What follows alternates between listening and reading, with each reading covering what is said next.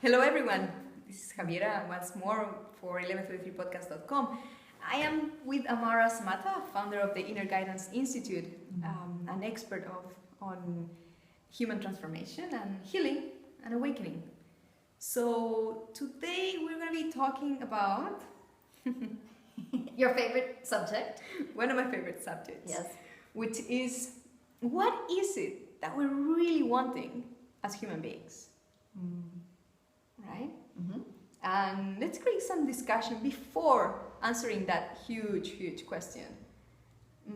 Amara, thank you for being here. Yeah. What do you want, Javi? What do I want? Okay, so that's a great question. So, all my life, I've been someone, as probably everyone that is listening to this video, that wants something. I've wanted to be happier. I wanted to travel the world. I wanted to know, about what is it that the experience of, reality, to understand reality. There has always been a thrive for something else. Yeah. So that answers more or less your question. Yes. From practical things, of course, to spiritual things. So there's a seeking within you that wants to seek. It wants to know. It wants to... I would say that there was a seeking. Okay. Until I realized what I really was looking for. And that was years ago. So until that moment, when total realization of, oh my God, this was what I was looking for. And we will tell you what that was at the end of the video. Or in a few minutes. Yeah. Well, I'm until curious. Then, okay. There was seeking. Okay, got it. Yeah, and then I'm curious, what did you find? So, what I found that I was actually looking for, and only came after being willing to die to know, and actually dying for it in a metaphorical way, but real, was that it was me, what I was looking for. It was the experience of finding myself. And in that finding of self, did you find that to be... Well, first I'll ask you, how did you find the finding of self? What was it like? Can you describe it?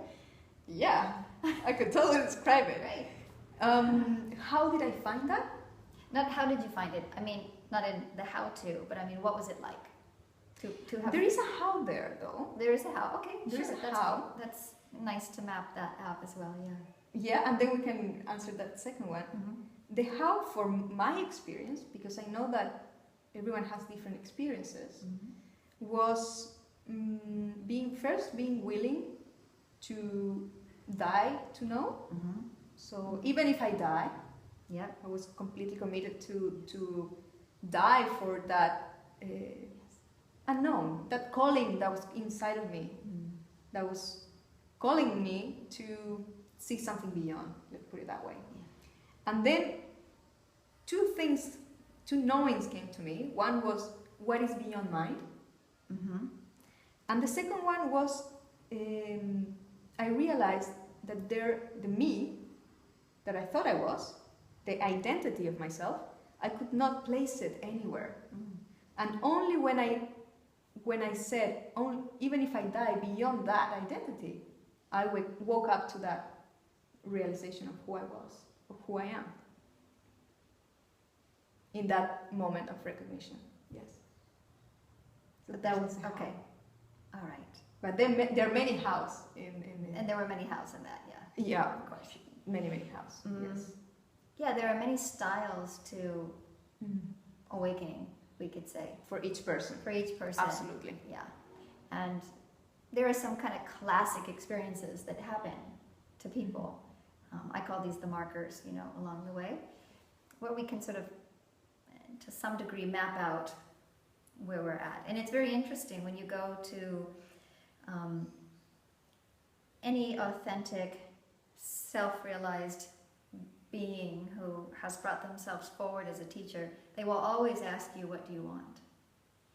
And that's how we know within the, what I call the egoic spectrum, or there's a spectrum to the ego, and then there's an awakening out of that, and then there's a spectrum of unified self, or oneness, or divine self, or true self, or whatever you want to name it. And then there's even another spectrum out of that into the no self, or completely beyond. The gate, paragate, the great, the gone, the really gone, and then there's the totally gone, So there's these spectrums that happen, and then they kind of spiral or feed back in around, but each time there's a new spiral or evolution and expansion to that experience, as I see it. So when you ask people what they want, you can very instantly, I hear the consciousness that is speaking. And then you can kind of see, where they're fluctuating or where they're hanging out within that. So it's very important to know what you want. You can't get around it. And, right. And I say this a lot, even if you want to not want anymore, that's still a wanting. And then that's speaking to where that person is. Yeah. What that person is looking for. Yeah. And there are people who, kind of step by step, as we say in Bali, step by step, they make their way through their wantings and digging deeper behind them and deeper into them and seeing what they're really trying to illuminate. And this is a nice way, don't feel like you have to rush or be in some big hurry or take a shortcut. If you're a scenic route kind of person, enjoy it, And right. Of course, there comes a point where it's like, no, really, I've got to get off the scenic route, I'm done. Or it may be, you know what, I loved that route. I loved that way. And now I just sort of kind of found myself sliding into that experience of an expansion. It can be graceful, or it can be long and painful. It has both sides to it.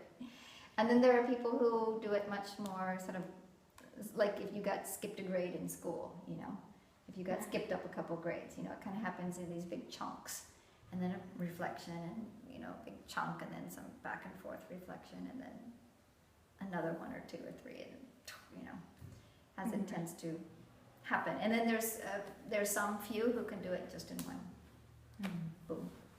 And there's no I doing it. That's a misleading language, but we say that because it's very hard to speak about that which can't be spoken. So there's many styles, and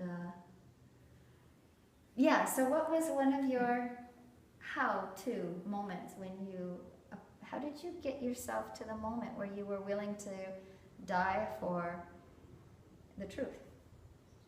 I guess I got there once I realized that, for me particularly speaking, there was a deep calling for many, many years that got me into this search of what is it that I'm really looking for. Okay, so you began to question. Absolutely. And began to observe, different experiences, my environment. We think that external things are going to give us that we're looking for, and this is what this conversation is so precious, because we use so much energy into finding that we're really looking for, which ultimately it's ourselves. Yes. Ironically, and we are that. Yes. And as you say, we're never not that. Yes. I love how you say that. And the whole question becomes how to accelerate that process, maybe, or make it more graceful for others, for ourselves as well, and understand it. More embody it, I would say, more than understand it. What would you say to somebody that says, how do I do that? Ooh. More gracefully. More gracefully? More accelerated. Like, yes, I want that. How do I do it? What do I do? In a few steps, I love when you teach, which is the surrender, the deep surrender, and the trust. Or if you have total commitment, total absolute commitment, sit down in the now. It is only in the now, absolute now, that you can break through those walls of later, I will get it later. Those are just projections. It is now, absolutely now, who we are, what we're looking for. So we are already that. Yeah. Yeah.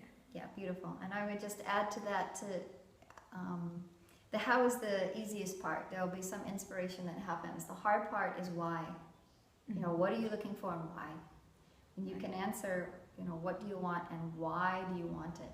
And if you can really know what that, why you want it, and it's not what you thought, and it's not even that other thing behind that, and it's usually not even that that's behind that, you know, it's something else. And when you commit to that, when you realize, why is it so important to me? Why I can't take it anymore? Why I have to die trying, even if it takes that, to know what is the truth of who I am. Then how it can happen is it's all kinds of things that can line up for you. Right. You know, you meet this person, you go to this workshop, you end up in front of this beautiful vista, you take a walk, who knows, all kinds of things could happen. That's another thing that I love, which is that the awakening of who we are can happen in any way and any place. We think it has to be this way, or it has to be only if I follow these instructions from this book. It is already who we are. So yes, right. So seeking, you know, it's a real double-edged sword. You kind of cut away at yourself and get, you know, the right things and get cut yourself in the process. You have to be really careful with formulaic seeking. You know, right. It's seeking to bring about a result, you know, that you have a concept about. There's never going to be that. It's, you know, it's not the idea. Awakening or, you know, coming to know what you are is not how you imagine it to be. It doesn't. That's why when people experience it, they tend to first go through a grieving process where they cry for all the times that they just didn't get it. And they were seeking so hard this thing that they couldn't, that they thought they knew what it was going to be or what it was or what they were seeking. And not that.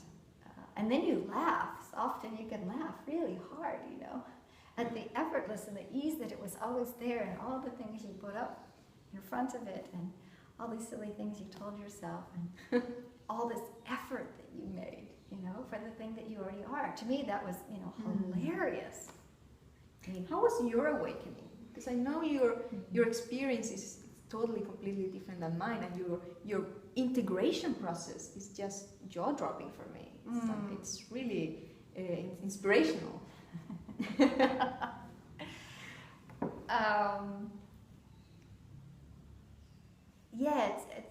It's a little hard for me to grab onto, you know, this my awakening story, but I'll see if I can find it in there.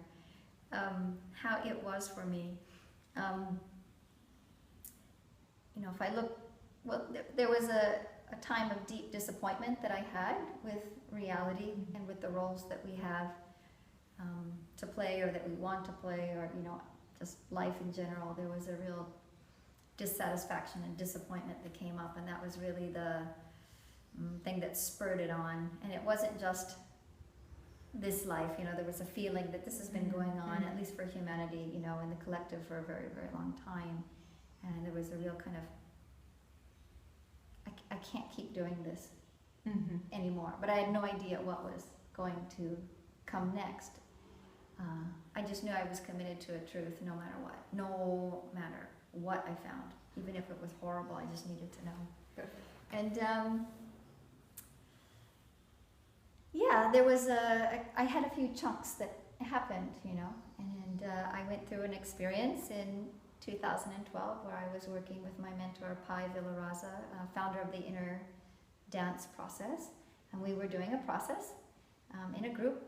And I began to untangle myself from the identity of myself. And it was an excruciatingly painful process. It was painful physically, it was painful emotionally, mentally. And it was a process of ripping away everything that I held tightly to as either, you know, as precious. And it was having to look at everything that I abhorred and resisted and didn't want at all cost. Perfect. So that happened, as we say. And I was speechless afterwards. I didn't know my name. For a couple hours, I didn't even know what was happening. And it had a rebirthing experience in it. It had a coming into a new innocence. It was like being a baby, all of a sudden, a new me beyond these attachments, beyond these concepts, beliefs, ideas, conditioning was just brand new. And I hit a tremendous experience of flow afterwards. And life was effortless. And so Brand new. in this newness and this flow and this amazing, kind of effortless experience, it lasted about 7 days. Wow. And then I described it as like a helium balloon, that you watch and slowly it starts to, sink, and then after a few days it eventually hits the floor. Right.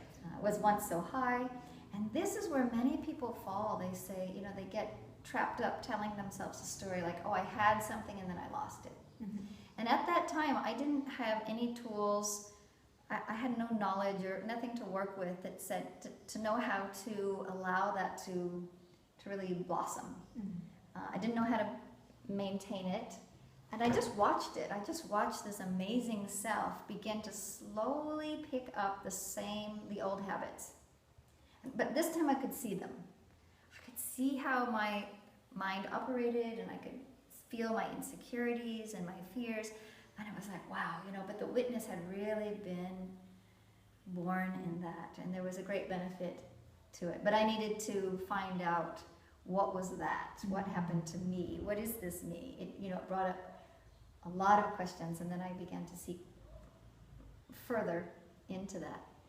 And Mara, you're someone who also studied many other people's awakenings. What are some of the common realizations people experience when they meet this unknown, when they realize self, or this infinite self that we are, right? Like, I would say, like maybe eternity or other things that you can share. Yeah, so, well, I began to look at others' awakenings after I had the sort of next chunk of experience that happened about a year later after the one I described. So it was after I'd had my experience that I began to look at others to see, like, what happened there?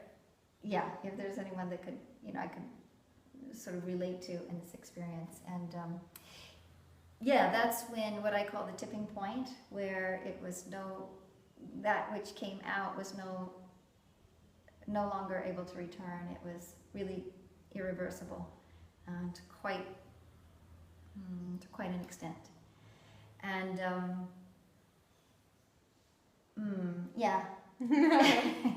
I can rephrase that.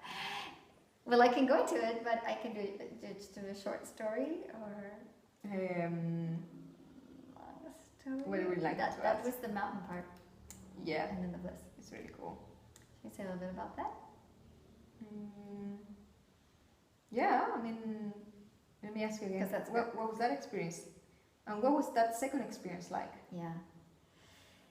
So the second experience is, the first experience I would classify as a falling away to some degree of self and what we call a taste of emptiness, a taste beyond. And then a year later I had an experience with my mentor, and I describe it as being sort of chased up a mountain. There's like some sort of battle going, a hide and seek going on up This was during a process. Yeah, this was during a process. I actually fell into a spontaneous 10-hour process with my teacher, or my mentor at the time. And everywhere that he brought his awareness, my system would kind of run and hide until it really chased me within my whole self, within my psyche. It couldn't actually go anywhere else. And it ended up at the top of a mountain top, like a precipice, and there was just the unknown in front of me, like nothing, you know. And behind me was this sort of crumbling landscape of identity and life and reality. And I couldn't go back to it, you know. My thought was, at that time, one of the last thoughts I had in that space was, if I go back, my life will be, at best, a living hell. And if I go forward, I'll die. Great options right there. So I actually I really was frozen in that moment. I was terrified. I was frozen in this space, and it didn't know what to do. So I just waited. I didn't run back, and I didn't try to get out of it. I didn't try to get into it. I just stayed present with the fear of that. And then what seemed like an eternity later, this beautiful voice came, and it said, jumping, not jumping, same thing. There is no mountain. And in that moment,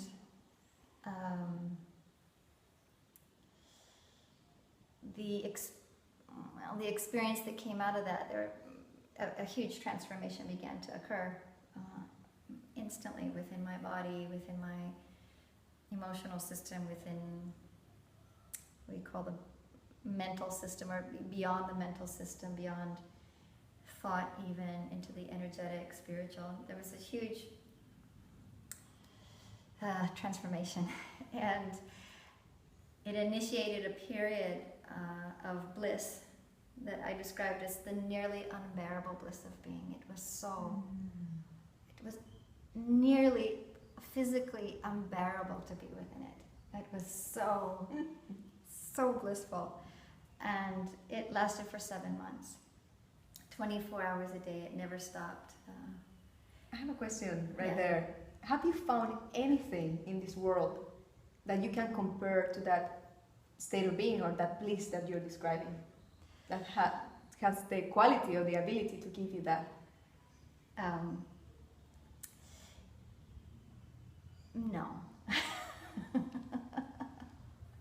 So this is what you realize, is all this grasping and all this wanting and all these things that, you know, you thought you needed to make you happy. I mean, happiness is like way down there, you know.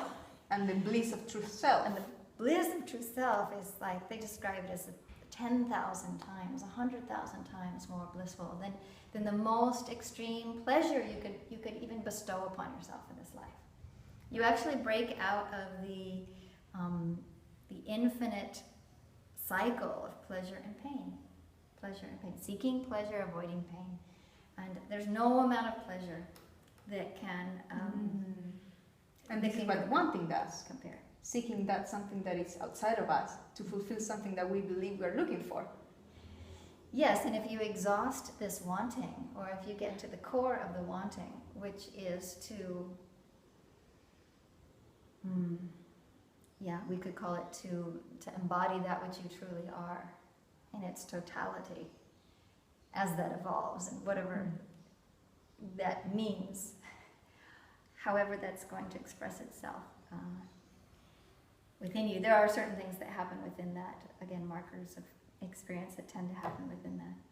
But there's nothing, you know, your whole experience, my relationship to clothes change, to food, to making love, to being a person, to every aspect of life, to sleep, everything was transformed. Right. Everything shifted, and there's nothing here for you. That can give you something. Not that you. Yeah, Right. I described it as the me. You know, first we had this identity of the me of manifested ego. Right. You know? And then it unfolds. As that falls away, there's this me that is recognized as manifested energy. It's just energy.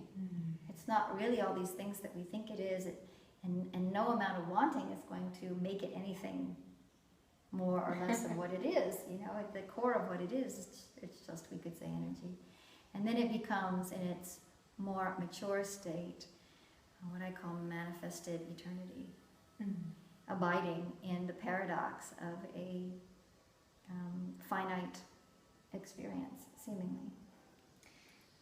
Maybe one of the last questions I want to ask. Yeah.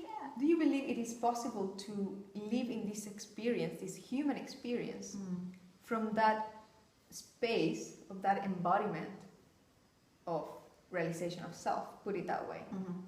Oh, absolutely. Yeah. And in order to do that, what would you suggest? Like, I know it's a really big question. Yeah. If you're interested in that, not everyone is interested in that. Right. And some people think they're interested in that, but they're not. But if you actually are interested in living, we could say embodied within the true self of who we are. Yeah, the true self of who we beyond the illusion of duality. Yeah, you can frame it in the positive or the negative, and both sides speak to it. So, yeah, what would you do to do that? Stop doing everything that that tells you you're not that. Stop believing it. Stop feeding it. Stop committing to it. You know. Stop focusing on it. You know. Stop. Like, just really stop all the nonsense. and drop into beingness. Drop it.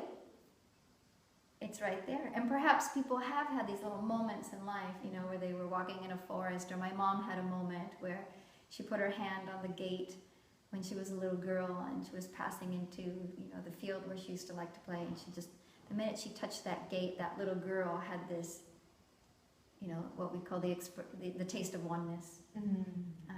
And she never, ever, ever forgot it. It was as close to the, you know, true self of who she was. And maybe you've had these little transcendent moments, and you know, and to commit to that, to be willing to die for that, to live for that, to allow that, to stop pretending that you're not that. You know, it's actually it takes far more energy to be that which you are not than to be that which you are. It's just that we've gotten used to it. It's like, it's amazing. If you've been carrying this heavy thing all your life, you're used to it, you know. The minute you put it down, it's like, unbelievable, you know. Why didn't I put that down 20 years ago? It became a habit. And there's, you know, there's a lot of teachings about how that forms. But the shortcut is, you know, how badly do you want to be what you really are? This is very interesting because one of the reasons why I love conscious manifestation is because it accelerates this process of thinking and believing that what is going to fulfill us is something that we can obtain outside of ourselves. Yeah. And then we realize that actually the real, the realness of what we are really thriving for is exactly what we are right now. Yeah. And I know you're someone who works deeply in the transformation of people in this processing called awakening, some call awakening. Tell me, how can people find you, and a little bit of what do you do with your clients? Oh, yeah, thanks. I work, well, I always say, yeah, I hardly work at all. But the work that seems to be is about connecting people and taking them into an authentic, experiential process where they can meet themselves to whatever degree they're prepared to do that. And there are going to be, what do we call it? You know, like cause and effect. There are things that are going to happen out of that experience. And to the ego, that's terrifying. And to the true self, it's beyond amazingly liberating. So the less stakes you have in being that which you are not, the easier the process is. And all of us have those little things, those pockets where it's like, oh, you know, that's the part that is the hardest for me. And so I help people look at that and really start to untangle that and look at the consequences if they keep it, and what could happen afterwards, and just build courage to let it go. And they have big transformations. physically, big healings, people walking out of wheelchairs and things a week later, and these things can happen when you stop living the lie and you embrace the truth. You can have, a whole new healthy emotional relationship to life and to others, and your mental perspective shifts. You can live your gifts. You can live in joy, peace, bliss, however it unfolds, for you. So I help people meet those challenges, and yeah. Well, thank you so much, Amara. Beautiful conversation. I really, really enjoyed it. And I love what you do in your work as well, because you're absolutely right. We cannot escape ourselves. We can't pretend we don't want when we do. And it's really important to feel into those truths within us, and to really meet them and see what's the discovery out of that. Actually, I didn't want that at all. Actually, it didn't work at all. It did, but it didn't. And now this, and refining. That tends to be the way that we blossom and unfold. Meet ourselves, yes. Yeah, so thank you for working with people and helping them meet the truth of who they are. And likewise. And thank you guys for watching this video and being with us. You are an inspiration to us and to the work we do. And looking forward to seeing you on the next video.